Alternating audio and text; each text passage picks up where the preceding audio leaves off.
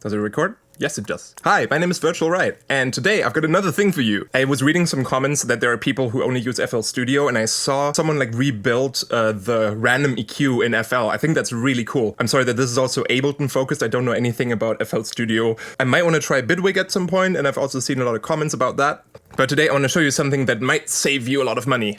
So a lot of you might be familiar with the plugin Soothe by Sound. They make really cool plugins, but they're also pretty expensive. If you don't know about Soothe, it's basically a high-resolution dynamic EQ that takes harsh frequencies out of your signal, and with this curve you can sort of prioritize certain frequencies or tell it to don't adjust any frequencies above this or below this frequency. And you've got a soft and a hard mode, depending on how harsh these cuts are supposed to be. And you can set the resolution and everything, but on ultra resolution with some oversampling, this is pretty heavy on your CPU. It does work pretty great though, just to clean up a mixdown for you, though overusing it can make your mix sound a little lifeless. Here's an example on this mix.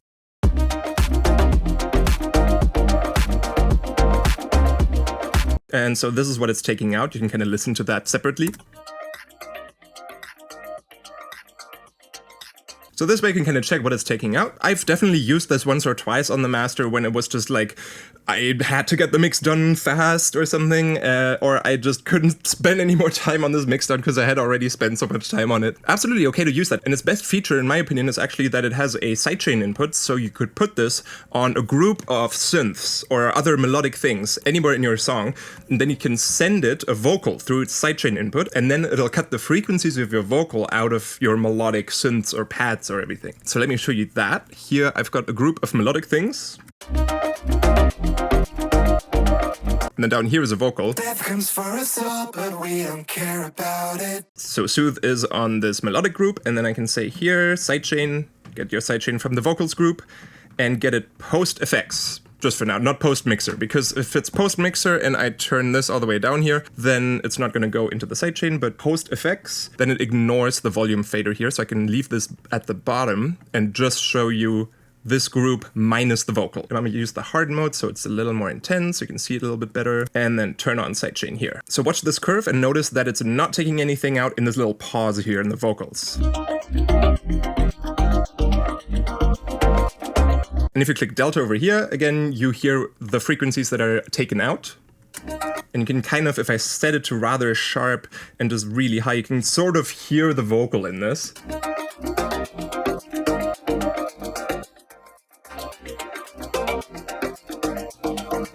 So this is a great use case, you get your vocals through stuff in the mix really easily, and if they're both playing together, you almost can't hear that it's adjusting volume on this melodic track here. Let me play it with the vocals now.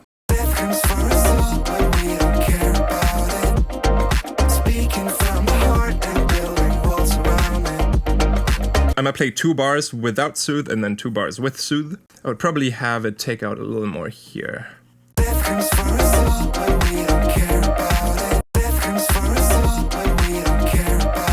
With our vocal. So this is pretty smooth, and that's awesome. But Soothe is also over $200. So I kind of rebuilt the concept of Soothe a little bit in Ableton with stock devices, and I was also able to do the vocal sidechain thing. And this is really cool because I'm actually using this in a lot of my songs at the moment instead of Soothe, because I almost like the sound of it more. It's a little more aggressive in terms of you can quickly tell if you overdo it that something gets volume adjusted when the vocal comes in.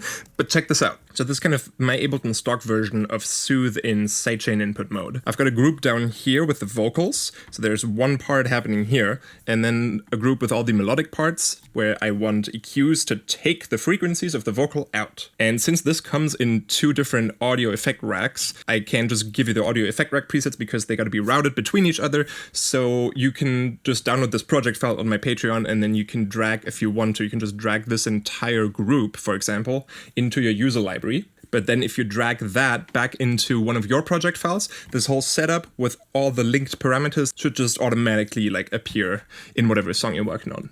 So I'm just gonna play this, and then I'll turn the overall mix on this ducking up. Let's play from over here. Speaking from the heart and building walls around it. Looking for an exit, but we never found it.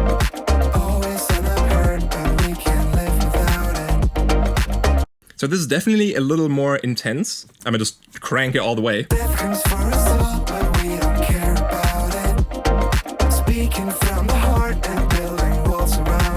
It's not awful. And I'm not saying that this is better than Soothe. Like, Soothe is definitely more precise, but if you mostly want to use Soothe for cutting out the frequencies of a vocal out of other things, and if it's just in the situation of a mix down, not for any crazy sound design techniques, then I feel like if you're in Ableton, you could try this rack first and see if this does enough for you instead of spending over $200 on a plugin, because this is really expensive.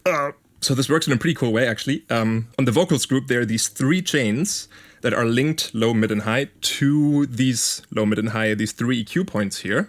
And if I select a frequency I want to duck here, for example, for the low one, I'm just going to set it to 100 Hertz. Then over here, the low tracking follows to 100 Hertz, and it's like a notched EQ mixed with the anti-phase so that it just becomes like a little bandpass. And then you'll see that there's like nothing back here. Like, where is this signal going? Because it has to control the gain of this point to like go down, right? So this is absolutely unnecessarily overly complicated, but there are gates here before these envelope followers that aren't being used as gates at all. They just take sidechain input from the vocals group and then from the spot where I need it from. Like, this one grabs it from the mid tracking post effects, this one grabs it from the high tracking post effects, and then the last one grabs the signal from before all of this, like right after this shaper box that I have here. Just so that then that's the signal of all these melodic things where I want to apply that dynamic EQ on. I could have just left these envelope followers on the vocal group, I know, but I wanted to be able to see them and adjust their strength while also seeing the EQ that's gonna like take out those frequencies. So this way you have like everything in one view. You don't ever have to like go over to the vocals track again, because this, you can't change anything here. This is just like remotely connected. So you can just close that and forget about it. And everything you need to do, you can do over here. I can say like, okay, I want for like a low cut that I want to take out, maybe between 300 and 400 Hertz, and maybe rather pointy, but then let's set this to 100. All right, maybe like this. I don't want these lines from the envelope followers to ever like hit the top and then stay there. Then I'm kind of like losing some precision in this. Then this middle one could go maybe at 1.5K or 2K. Yeah, and a little weaker.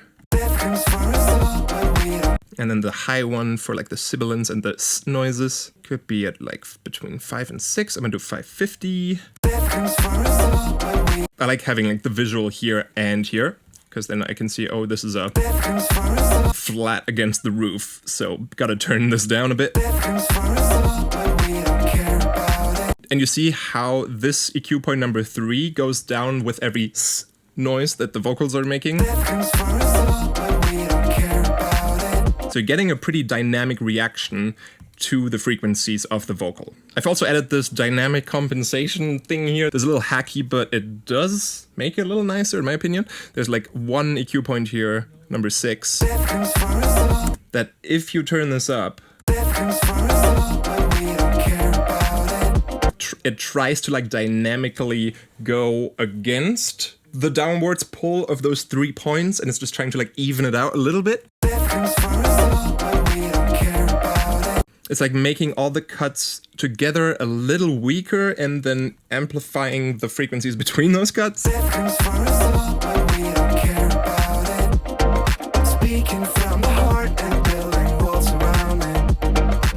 And I feel like with a little bit of that, now this sounds pretty solid.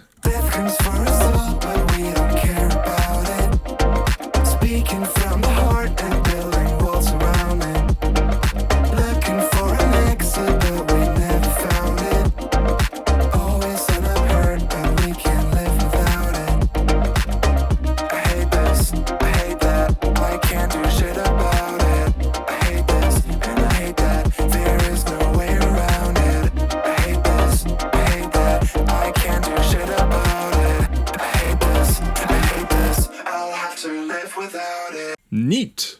Actually, it sounds even less pumpy and more dynamic and clearer if you use like the smoothing option here on each of those bands. So that's just going to increase the attack time on those envelope followers. And I've turned it up by a lot now, and I'm just going to play the second half here. I'll start with it off, and then I'm going to turn it on and off while this plays, so you can kind of hear the difference. I hate this, I hate that, I can't do shit about it. I hate this, and I hate that, there is no way around it. I hate this, I hate that, I can't do shit about it. I hate this, I'll have to live without it. Wee! So if you want to use this in your songs, the project file's on my Patreon, and if you want to move this over into your project, I think I can just include like this project file thing here basically, where it's just this entire group with no samples on it, but like everything is connected and mapped. And then if you drag that into whatever song you're working on, it should just pop up like this. I'll take the drums out, but it should just pop up with these two groups, one called melodic group and one called vocals, and then you know what to do. So that's more like a track spacer at home. Also made like a just full soothe at home type thing that you can put on your master in an emergency to soften things a little bit if you want to.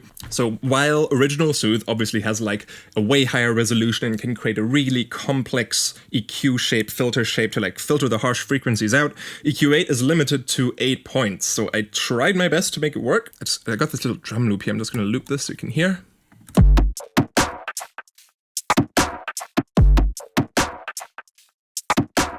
You can see these points jittering around a little bit.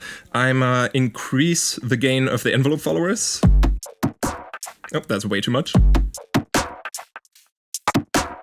There's also a little bit of attack and release. Kind of like that.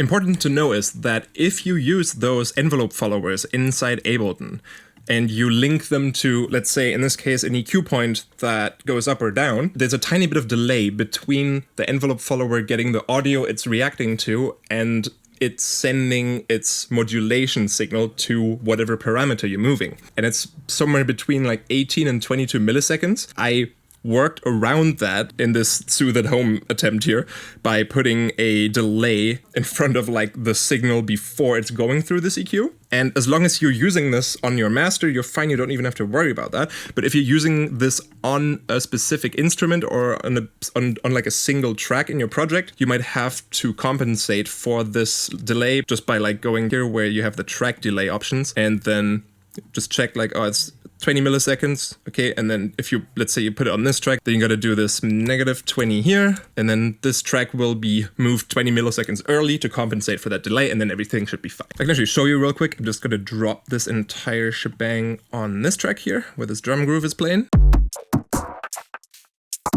Okay, that's a bit much, a little less. Still.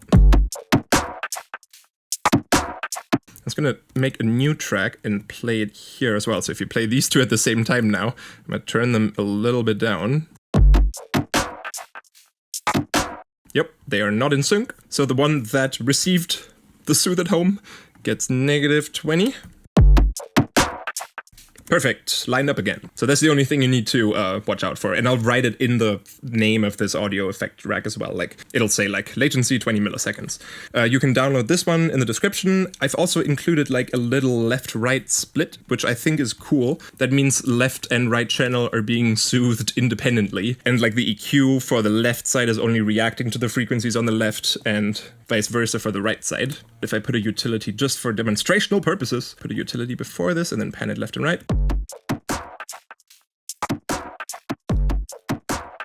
Yeah.